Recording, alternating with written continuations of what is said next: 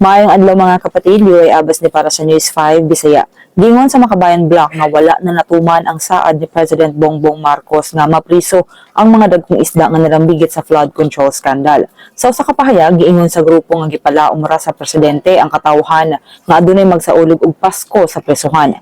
Matod sa grupo, usa na ka pinakadakong scam karon ang saad ni President Marcos nga atubangon ang isyu sa korupsyon. Apan ginsister ni ACT Teachers Representative Antonio Tino na apil ang presidente pipila ka opisyal sa gabinete ug mga liderato sa Kamara o Senado sa giingong mga dagkong isda nga kinahanglang manubag. Dugang niya sila ang maong mga responsable sa budget nga gitagana sa maanumalyang proyekto. Kini sa mga tong update, magpadayon na sa pagbantay sa social media pages sa News 5 para sa uban pa mga balita ug update. Amping tangtanan.